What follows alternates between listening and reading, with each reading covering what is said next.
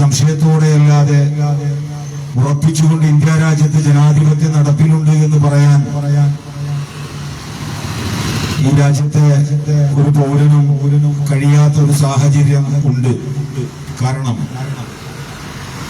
2014 മുതൽ ഇന്ത്യ ഭരിച്ചുകൊണ്ടിരിക്കുന്നത് ഏതൊരു സംവിധാനമാണോ ഈ രാജ്യത്തെ തകർക്കാൻ വേണ്ടി ശ്രമിച്ചുകൊണ്ടിരിക്കുന്നത്, ഈ രാജ്യത്തെ ജനതയെ മതത്തിന്റെയും ജാതിയുടെയും വർണ്ണത്തിന്റെയും വർഗത്തിന്റെയും പേര് പറഞ്ഞുകൊണ്ട് വേർതിരിച്ച് രാജ്യത്തിലെ ജനങ്ങളെ തമ്മിൽ അടുപ്പിച്ചുകൊണ്ട് ഒരു ജനാധിപത്യ രാജ്യത്തെ ഒരു ഏകാധിപത്യ രാജ്യമാക്കി മാറ്റുന്നതിന് വേണ്ടി 100 വർഷമായി പ്രവർത്തിച്ചുകൊണ്ടിരിക്കുന്ന RSS എന്ന് പറയുന്ന ഫാസിസ്റ്റ് പ്രസ്ഥാനത്തിന്റെ നേതൃത്വത്തിലുള്ള രാഷ്ട്രീയ പ്രസ്ഥാനമായ BJP ഇന്ത്യ ഭരിച്ചുകൊണ്ടിരിക്കുമ്പോൾ ഈ രാജ്യത്ത് ജനാധിപത്യം നടപ്പിലാകുന്നുണ്ട് എന്ന് നമുക്കൊരിക്കലും പറയാൻ കഴിയുകയില്ല. എന്നാൽ ഇന്ത്യ ഒരു ജനാധിപത്യ രാജ്യമാണ് എന്ന കാര്യത്തിൽ ആർക്കും യാതൊരു തർക്കവുമില്ല. ഇത് വളരെ വൈരുദ്ധ്യം നിറഞ്ഞ ഒരു സംഭവമല്ലേ? ജനാധിപത്യ രാജ്യത്ത് ജനാധിപത്യ മൂല്യങ്ങളെ തൃണവൽഗണിച്ചുകൊണ്ട് അതിന് യാതൊരു വിലയും കൽപ്പിക്കാതെ ഒരു ഏകാധിപത്യ രീതിയിൽ ഫാസിസ്റ്റ് ഗവൺമെന്റ് ഇന്ത്യ ഭരിച്ചുകൊണ്ടിരിക്കുമ്പോൾ കഴിഞ്ഞ 10 വർഷത്തിലധികമായി ഇന്ത്യയുടെ ഭരണത്തിന്റെ ചുക്കാൻ പിടിച്ചുകൊണ്ടിരിക്കുമ്പോൾ രാജ്യത്ത് അവർക്കെതിരായി ഒരു പ്രക്ഷോഭവും പ്രതിഷേധവും ശക്തമായ രീതിയിൽ ഉയർന്നു വരുന്നില്ല എന്നുള്ളതാണ് രാജ്യം നേരിടുന്ന ഏറ്റവും വലിയ അപകടകരമായ ഒരു സാഹചര്യം. കാരണം രാജ്യത്തിന്റെ ജനാധിപത്യം നിലനിർത്തേണ്ടത്, രാജ്യത്തിന്റെ മതേതരത്വം നിലനിർത്തേണ്ടത് ഭരണകൂടങ്ങളുടെ മാത്രം കർത്തവ്യമല്ല എന്ന് നമ്മൾ തിരിച്ചറിയണം. ഭരണകൂടം അതിൽ നിന്നെല്ലാം വ്യതിചലിക്കുമ്പോൾ ആ ഭരണകൂടത്തെ തിരുത്തേണ്ട ഉത്തരവാദിത്വം ഈ രാജ്യത്തിലെ ജനങ്ങൾക്കുണ്ട്. കാരണം ഒരു ജനാധിപത്യ രാജ്യത്തിലെ ഏറ്റവും വലിയ ശക്തി ആ രാജ്യത്തിലെ ജനങ്ങളാണ്. എന്നാൽ ദൗർഭാഗ്യവശാൽ നമ്മുടെ ഇന്ത്യ രാജ്യത്തെ ജനങ്ങൾ സ്വാതന്ത്ര്യ സമര പോരാട്ടത്തിൽ ഏകോദര സഹോദരന്മാരെ പോലെ ഒരുമിച്ച് നിന്നുകൊണ്ട് ജീവനും ജീവിതവും സമർപ്പിച്ച് നമുക്ക് നേടിത്തന്ന സ്വാതന്ത്ര്യം പിന്നീട് നാം കാണുന്നത് രാഷ്ട്രീയ പ്രസ്ഥാനങ്ങൾക്ക് പങ്കുവെച്ചുകൊണ്ട് ഇവിടെ ഇന്ത്യ ഭരിച്ച ഇന്ത്യൻ നാഷണൽ കോൺഗ്രസിന്റെ ഏകദേശം ഒറ്റക്കുള്ള 55-60 വർഷത്തെ ഭരണകാലം നമ്മൾ എടുത്ത് പരിശോധിച്ചു നോക്കിക്കഴിഞ്ഞാൽ ആ ഭരണകാലഘട്ടത്തിലാണ് യഥാർത്ഥത്തിൽ ഫാസിസത്തിന്റെ വളർച്ച എന്ന് നമ്മൾ തിരിച്ചറിയണം. അതിന് പല കാരണങ്ങളും നിരത്താനുണ്ട്. കാരണം സ്വാതന്ത്ര്യത്തിനോടനുബന്ധിച്ച് രാജ്യത്തുണ്ടായ വിഭജന കലാപങ്ങൾ അത് എടുത്തു പരിശോധിച്ചാൽ രാജ്യത്തിലെ ഒരു സമുദായത്തിനെതിരെ, ഈ ഇന്ത്യ രാജ്യത്ത് നിലകൊള്ളാൻ തീരുമാനിച്ച മുസ്ലിം സമുദായത്തിനെതിരെ പാകിസ്ഥാൻ ചാരന്മാരെന്ന് ആരോപിച്ചുകൊണ്ട് തെരുവോരങ്ങളിൽ കലാപങ്ങളിലൂടെ ആയിരക്കണക്കിന് നമ്മുടെ സഹോദരങ്ങളുടെ ജീവനാണ് നഷ്ടപ്പെട്ടത്. അന്നു മുതലല്ല, 1925 RSS രൂപീകരിച്ച കാലഘട്ടം മുതൽ രാജ്യത്ത് മുസ്ലിം സമൂഹത്തിന്റെ നേരെയുള്ള കയ്യേറ്റങ്ങളും മുസ്ലിം സമൂഹത്തെ ഉന്മൂലനം ചെയ്യുന്നതിനുള്ള കലാപങ്ങളും നിരവധി ആയിരക്കണക്കിന് കലാപങ്ങളാണ് ഇന്ത്യ രാജ്യത്ത് അരങ്ങേറിയിട്ടുള്ളത്.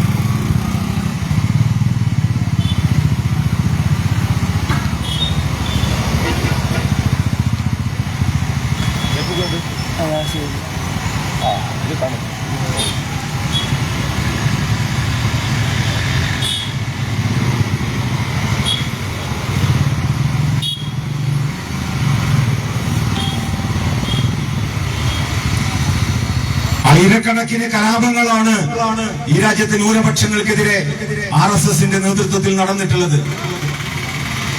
നമ്മൾ ഒരു കാലഘട്ടത്തിൽ കേരളത്തിലെ യുവാക്കളുടെ ഹരമായിരുന്ന അബ്ദുൽ നാസർ മഅദനി, ഇന്ന് അദ്ദേഹത്തിന്റെ നിലപാടുകളും രാഷ്ട്രീയ നിലപാടുകളും ഒക്കെ തന്നെ നമുക്ക് അതിൽ യാതൊരു അഭിപ്രായവുമില്ല.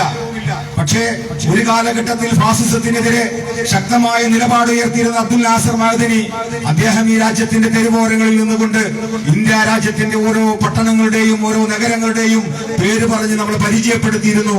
അത് ഒരു ടൂറിസ്റ്റ് കേന്ദ്രമായി പരിചയപ്പെടുത്തിയിരുന്നതല്ല, മറിച്ച് ഇന്ത്യൻ മുസൽമാന്റെ രക്തമൊഴുകിയ ആയിരക്കണക്കിന് കലാപങ്ങളിലൂടെ ഇന്ത്യ രാജ്യത്തെ മുസ്ലിം സമൂഹത്തെ ഉന്മൂലനം ചെയ്യുന്നതിന് വേണ്ടി RSS നടത്തിയ കലാപങ്ങളുടെ ആ കലാപങ്ങൾക്ക് ഇരകളാക്കപ്പെട്ട ജനതയുടെ രാജ്യങ്ങളെ കുറിച്ച്, സംസ്ഥാനങ്ങളെ കുറിച്ച്, ഗ്രാമങ്ങളെ കുറിച്ചൊക്കെ തന്നെ അബ്ദുൽ നാസർ മഅദനി നമുക്ക് പരിചയപ്പെടുത്തിയിരുന്നു. കഴിഞ്ഞ ഏകദേശം 40 വർഷമായി രാജ്യത്തിന്റെ തെരുവോരങ്ങളിൽ ഇന്ത്യ അനുഭവിച്ചുകൊണ്ടിരിക്കുന്ന, ഇന്ത്യ രാജ്യം നേരിടാൻ പോകുന്ന അപകടകരമായ ഒരു അവസ്ഥയെ കുറിച്ച് ഈ രാജ്യത്തെ സോഷ്യൽ ഡെമോക്രാറ്റിക് പാർട്ടി ഓഫ് ഇന്ത്യയും അനുബന്ധ സംഘടനകളും ഈ രാജ്യത്തെ ജനങ്ങളെ ഉത്ബോധിപ്പിച്ചിരുന്നു. എന്നാൽ അതിനെയെല്ലാം തൃണവൽക്കരിച്ചുകൊണ്ട്, അതിനെയെല്ലാം തങ്ങളുടെ രാഷ്ട്രീയ സ്വപ്നങ്ങൾക്ക് അത് തടസ്സം നിൽക്കുമെന്ന് ബോധ്യത്തിന്റെ അടിസ്ഥാനത്തിൽ അതിനെ ഭീകരവാദത്തിന്റെയും തീവ്രവാദത്തിന്റെയും മുദ്രകുത്തിക്കൊണ്ട് രാജ്യത്തിലെ മാധ്യമങ്ങളും രാജ്യത്തിലെ രാഷ്ട്രീയ പ്രസ്ഥാനങ്ങളും ഒക്കെ തന്നെ അരികുവൽക്കരിച്ചുകൊണ്ട്, അതല്ലെങ്കിൽ അതിനെ നിശേഷം ഉന്മൂലനം ചെയ്യുന്നതിന് വേണ്ടിയുള്ള അത്തരം നിലപാടുകളെ ചോദ്യം ചെയ്യുന്നതിന് തീവ്രവാദം ചുമത്തിയാണ് ഉണ്ടായിരുന്നത്. ഇവിടുത്തെ ഭരണകൂടങ്ങളും ഇവിടുത്തെ മാധ്യമങ്ങളും ഇവിടുത്തെ ഉദ്യോഗസ്ഥന്മാരും ഒക്കെ തന്നെ ഈ പ്രസ്ഥാനത്തിനെതിരെ, ഈ പ്രസ്ഥാനം രാജ്യത്തിലെ ജനങ്ങൾ നേരിടാൻ പോകുന്ന വലിയൊരു ഭീഷണിയെ കുറിച്ച് ഈ രാജ്യത്തിന്റെ തെരുവോരങ്ങളിലൂടെ രാപ്പകൽ ഭേദമില്ലാതെ, ഇവിടെ അധ്യക്ഷൻ സൂചിപ്പിച്ചതുപോലെ ഒരു ശക്തിയെയും ഭയപ്പെടാതെ, ഒന്നിന്റെ മുന്നിൽ പരിമിതികളില്ലാതെ ഈ രാജ്യത്തിലെ ജനങ്ങളോട് വിളിച്ചു പറഞ്ഞിരുന്നു. എന്നാൽ അന്നൊന്നും തങ്ങളുടെ അധികാരം നിലനിർത്തുന്നതിന് വേണ്ടി ഫാസിസത്തോട് ഓരം ചേർന്നുകൊണ്ട് ഈ രാജ്യത്ത് പ്രവർത്തിച്ച, ഭരണം നയിച്ച, ഈ രാജ്യത്തെ മതേതര പ്രസ്ഥാനങ്ങളെന്ന് അവകാശപ്പെടുന്ന ഇന്ത്യൻ നാഷണൽ കോൺഗ്രസും ഇടതുപക്ഷ ജനാധിപത്യ പ്രസ്ഥാനങ്ങളും ഈ രാജ്യത്തെ സോഷ്യലിസ്റ്റ് പ്രസ്ഥാനങ്ങളും ഉത്തരവാദികളാണ് ഇന്ന് ഇന്ത്യ ഫാസിസ്റ്റ് ഭരണത്തിന് കീഴിൽ അടിമപ്പെടാനുള്ള കാരണം. നമുക്കറിയാം RSS എന്ന് പറയുന്ന പ്രസ്ഥാനം, നമ്മുടെ മഹാനായ രാഷ്ട്രപിതാവ് നാളെ അദ്ദേഹത്തിന്റെ ഗാന്ധി ജയന്തി ദിനം ആഘോഷിക്കുമ്പോൾ നമ്മൾ തിരിച്ചറിയേണ്ടതുണ്ട്, ഈ രാജ്യത്തെ നിസ്വാർത്ഥ പ്രവർത്തനത്തിലൂടെ ഈ രാജ്യത്തിന് സ്വാതന്ത്ര്യം നേടിത്തന്ന നമ്മുടെ മഹാനായ രാഷ്ട്രപിതാവ് മഹാത്മാഗാന്ധിജിയുടെ ഇരുമാറിലേക്ക് വെടിയുണ്ട പായിച്ച നാദൂറാം വിനായക് ഗോഡ്സെയുടെ പ്രസ്ഥാനമായ RSSനെ അതിന്റെ പേരിൽ ഈ രാജ്യത്ത് നിരോധിച്ചിരുന്നു. ആ നിരോധനം നീക്കിക്കൊടുത്തത് ഇവിടുത്തെ BJP ഗവൺമെന്റ് അല്ല. ആ നിരോധനം നീക്കിക്കൊടുക്കുമ്പോൾ ഇവിടെ ഭരിച്ചുകൊണ്ടിരുന്നത് ഇന്ത്യൻ നാഷണൽ കോൺഗ്രസ് ആണെന്ന് നമ്മൾ തിരിച്ചറിയണം. പിന്നീട് RSSന്റെ കലാപഭൂമി, ഇന്ത്യയെ കലാപഭൂമിയാക്കിക്കൊണ്ടുള്ള നിരവധി പ്രവർത്തനങ്ങൾ നമുക്ക് ഈ രാജ്യത്ത് വിലയിരുത്താൻ കഴിയും. RSS എന്ന് പറയുന്ന ഒരു പ്രസ്ഥാനം ഈ രാജ്യത്ത് സാമൂഹിക സേവന രംഗത്ത് പ്രവർത്തിക്കുന്ന ഒരു പ്രസ്ഥാനമല്ല, ഈ രാജ്യത്തെ സാംസ്കാരിക രംഗത്ത് പ്രവർത്തിക്കുന്ന ഒരു പ്രസ്ഥാനമല്ല, അതല്ലെങ്കിൽ ജീവകാരുണ്യ പ്രവർത്തന മേഖലയിൽ പ്രവർത്തിക്കുന്ന ഒരു പ്രസ്ഥാനമല്ല, മറിച്ച് ഈ രാജ്യത്തെ ഹിന്ദുവിനെയും മുസൽമാനെയും, ഈ രാജ്യത്തിന്റെ സ്വാതന്ത്ര്യ സമര പോരാട്ടത്തിന് ഹിന്ദുവെന്നോ മുസൽമാനെന്നോ മതമുള്ളവനെന്നോ മതമില്ലാത്തവനെന്നോ എന്നൊരു ചേരിതിരിവില്ലാതെ മുഴുവൻ ജനങ്ങളും ഒറ്റക്കെട്ടായി വൈദേശിക ആധിപത്യത്തിൽ നിന്ന് തന്റെ നാടിന് സ്വാതന്ത്ര്യം ലഭിക്കണമെന്ന് ഉറച്ച വിശ്വാസത്തോടുകൂടി തന്റെ ജീവൻ നൽകിക്കൊണ്ട് നേടിയെടുത്ത ഈ സ്വാതന്ത്ര്യ സമര പോരാട്ടത്തിൽ യാതൊരു പങ്കും വഹിച്ചിട്ടില്ല എന്ന് മാത്രമല്ല, ഈ സ്വാതന്ത്ര്യ സമരത്തെ ഒറ്റിക്കൊടുത്ത പാരമ്പര്യമുള്ള RSS എന്ന് പറയുന്ന പ്രസ്ഥാനത്തെ ഈ രാജ്യത്തിന്റെ രാഷ്ട്രപിതാവിനെ വെടിവെച്ച് കൊന്നതിന്റെ ഉത്തരവാദിത്വത്തിൽ നിന്ന് നിരോധിച്ചതിന്റെ ആ നിരോധനം നീക്കിക്കൊടുത്തത് ഇവിടുത്തെ കോൺഗ്രസ് ഗവൺമെന്റ് ആണ്. പിന്നീട് നമുക്കറിയാം, അടിയന്തരാവസ്ഥ കാലഘട്ടത്തില് ഇവിടെ RSSനെ വീണ്ടും നിരോധിച്ചിരുന്നു. ആ നിരോധനം നീക്കിക്കൊടുത്ത് ഞാനത് വിശദമാക്കുന്നില്ല. പിന്നീട് ഈ രാജ്യത്തെ മതേതരത്വത്തിന്റെ മകുടോദാഹരണമായി ലോകത്തിന്റെ മുന്നിൽ തല ഉയർത്തിപ്പിടിച്ചിരുന്ന ഈ രാജ്യത്തിൽ ഇന്ത്യൻ മുസ്ലിങ്ങൾ 450 വർഷക്കാലം നാഥന് സുജൂദ് ചെയ്ത ബാബരി മസ്ജിദ് തകർത്തെറിഞ്ഞതിന്റെ പേരിൽ, ആ ബാബരി മസ്ജിദ് തകർത്തെറിയുമ്പോൾ ഇന്ത്യ ഭരിച്ചിരുന്നത് RSS നേതൃത്വം നൽകുന്ന BJP ഗവൺമെന്റ് അല്ല, മറിച്ച് ഈ രാജ്യത്തിന്റെ മതേതര സങ്കല്പങ്ങൾക്ക്, മതേതര മൂല്യങ്ങൾക്ക് ജനങ്ങൾക്ക് തങ്ങളാണ് മതേതര മൂല്യങ്ങൾ കാത്തു സംരക്ഷിക്കുന്നത് എന്ന് ഇപ്പോഴും വിടുവായിത്തം പറഞ്ഞുകൊണ്ടിരിക്കുന്ന ഇന്ത്യൻ നാഷണൽ കോൺഗ്രസിന്റെ നേതൃത്വത്തിലുള്ള ഒരു ഭരണകൂടത്തിന്റെ കീഴിലാണ് ബാബരി മസ്ജിദ് തകർക്കപ്പെട്ടത് എന്ന് നമ്മൾ തിരിച്ചറിയണം. ആ ബാബരി മസ്ജിദ് തകർത്തതിന്റെ ഉത്തരവാദിത്വത്തിന്റെ പേരിൽ RSSനെ വീണ്ടും മൂന്നാമതും ഇന്ത്യ രാജ്യത്ത് നിരോധിച്ചു. കേവലം മാസങ്ങൾക്കുള്ളിൽ ആ നിരോധനം നീക്കിക്കൊടുത്തുകൊണ്ട് ലോകത്തിലെ ഏറ്റവും വലിയ ഫാസിസ്റ്റ് പ്രസ്ഥാനമായ RSSന്റെ ചരിത്രം നമ്മളൊന്ന് പരിശോധിച്ചു നോക്കിക്കഴിഞ്ഞാൽ ഒരിക്കലും ഒരു വേളയെങ്കിലും ഒരു വരിയെങ്കിലും ഏതെങ്കിലും ഒരു നന്മയുള്ള പ്രവർത്തനം കാഴ്ചവെച്ചതായി നമുക്ക് ഇന്ത്യ രാജ്യത്തിന്റെ ചരിത്രത്തിന്റെ ഏടുകളിൽ കാണാൻ സാധിക്കാത്ത അത്രയും നികൃഷ്ടമായ നീചമായ ഒരു പ്രസ്ഥാനത്തെ വീണ്ടും പ്രവർത്തിക്കുവാനുള്ള സ്വാതന്ത്ര്യം നൽകിക്കൊണ്ട് ആ സ്വാതന്ത്ര്യത്തിന്റെ അടിസ്ഥാനത്തിലാണ് വീണ്ടും ഇന്ത്യ രാജ്യത്ത് അവർ പ്രവർത്തിക്കുകയും ജനാധിപത്യത്തിന്റെ വഴിയിലൂടെ BJP അധികാരത്തിലെത്തിക്കൊണ്ട് RSS എന്ന് ഇന്ത്യയുടെ ഭരണചക്രം തിരിച്ചുകൊണ്ടിരിക്കുന്നത്. അതിന്റെ ഉത്തരവാദിത്വത്തിൽ നിന്ന് ഇന്ത്യൻ നാഷണൽ കോൺഗ്രസിനോ ഇവിടുത്തെ കമ്മ്യൂണിസ്റ്റ് മാർക്സിസ്റ്റ് പ്രസ്ഥാനങ്ങൾക്കോ ഈ രാജ്യത്തിലെ സോഷ്യലിസ്റ്റ് പ്രസ്ഥാനങ്ങൾക്കോ മാറി നിൽക്കാൻ സാധ്യമല്ല എന്ന് നമ്മൾ തിരിച്ചറിയണം. എന്റെ ശബ്ദം ശ്രദ്ധിച്ചുകൊണ്ടിരിക്കുന്ന ഈ രാജ്യത്ത് വ്യത്യസ്ത രാഷ്ട്രീയ പ്രസ്ഥാനങ്ങളുടെ കൊടി പിടിച്ചുകൊണ്ട് പ്രവർത്തിച്ചുകൊണ്ടിരിക്കുന്ന പ്രവർത്തകർ ഒരു കാര്യം മനസ്സിലാക്കേണ്ടതുണ്ട്. നിങ്ങളുടെ നേതൃത്വങ്ങൾ ഒരു കാലഘട്ടത്തിലും ഈ രാജ്യത്തിലെ ജനങ്ങളുടെ ക്ഷേമത്തിന് വേണ്ടി, ഈ രാജ്യത്തിലെ ജനങ്ങളുടെ വികസനത്തിന് വേണ്ടി, ഈ രാജ്യത്തിലെ ജനങ്ങളുടെ ഐശ്വര്യത്തിന് വേണ്ടി പ്രവർത്തിച്ചിട്ടില്ല എന്ന് നിങ്ങൾ തിരിച്ചറിയണം. അതുകൊണ്ട് തന്നെയാണ് ഇന്നും ഇന്ത്യ വളരെ സാമ്പത്തികമായി ഏറ്റവും തകർന്നടിഞ്ഞ ഒരു കാലഘട്ടത്തിലൂടെ ഇന്ത്യ കടന്നു പോകുമ്പോൾ ഇന്ത്യയുടെ യുവാക്കൾക്ക് തൊഴിലില്ലാതെ, ഏറ്റവും കൂടി അഭ്യസ്തവിദ്യരായ യുവാക്കൾ തൊഴിലില്ലാതെ അലഞ്ഞു തിരിഞ്ഞുകൊണ്ട് ഈ രാജ്യം വിട്ടുപോകേണ്ട ഒരു ഗതികേടിലേക്ക് ഇന്ത്യൻ യുവത്വം എത്തപ്പെട്ടിരിക്കുന്നു.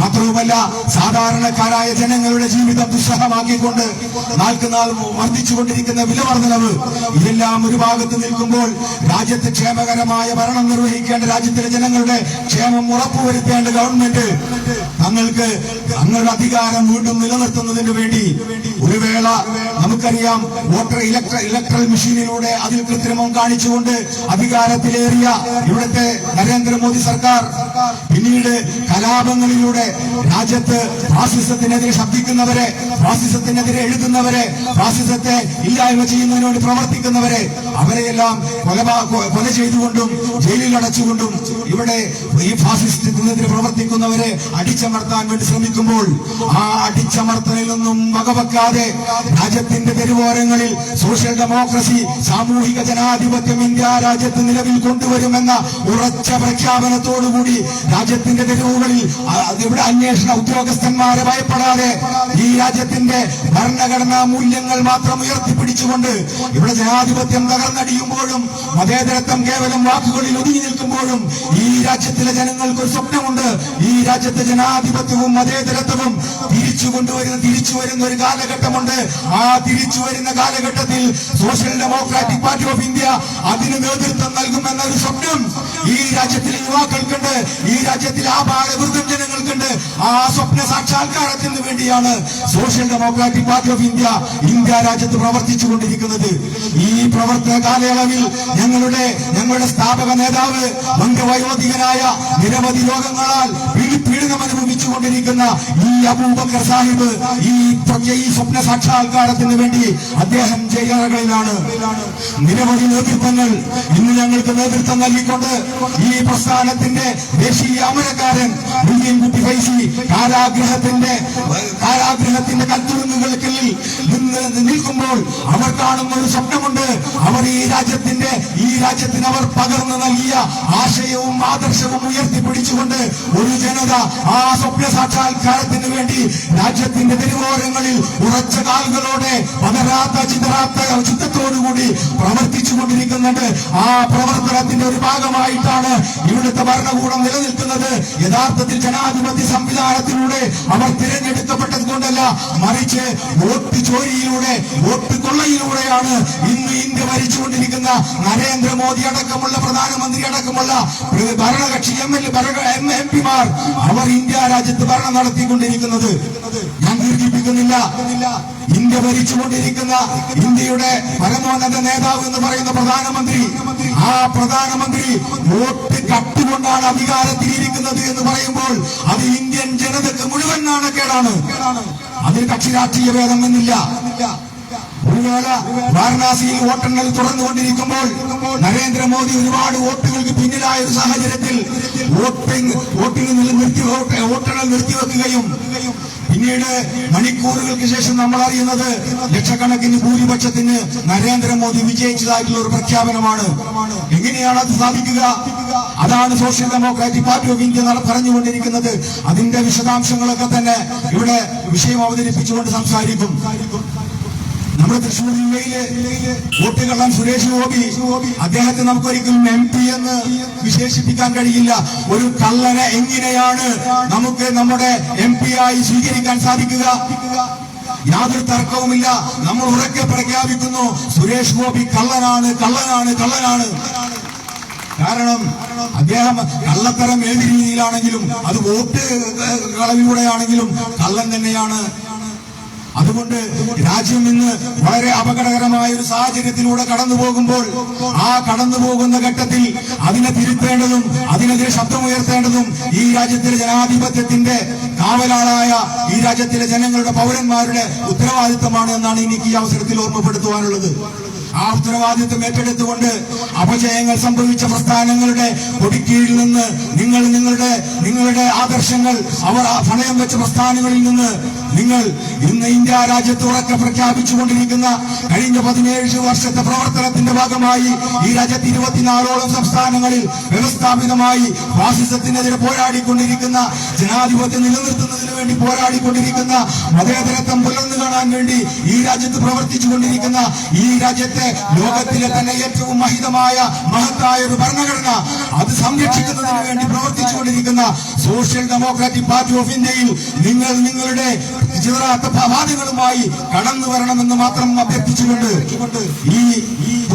ഈ പൊതുയോഗം ഔപചാരികമായി ഉദ്ഘാടനം ചെയ്തതായി അറിയിച്ചുകൊണ്ട് ഞാൻ നിർത്തുന്നു. എന്നെ ശ്രമിച്ച മുഴുവൻ ആളുകൾക്കും സോഷ്യൽ ഡെമോക്രാറ്റിക് പാർട്ടി ഓഫ് ഇന്ത്യയുടെ 1000 വിപ്ലവ അഭിവാദ്യങ്ങൾ അർപ്പിച്ചുകൊണ്ട് നിർത്തുന്നു. ജയ് ഹിന്ദ്, JSCPI. ഈ വാഹന പ്രചരണ ജാഥയുടെ സമാപന പൊതുയോഗത്തിൽ ചുരുങ്ങിയ വാക്കുകളാൽ അഭിവാദ്യം അർപ്പിക്കുന്നതിന് വേണ്ടി ജില്ലാ സെക്രട്ടേറിയറ്റ് റാഫി താഴ്ത്തുന്നവരെ ക്ഷണിക്കുന്നു. സ്നേഹത്തോടെ പ്രസംഗ പീഠത്തിലേക്ക്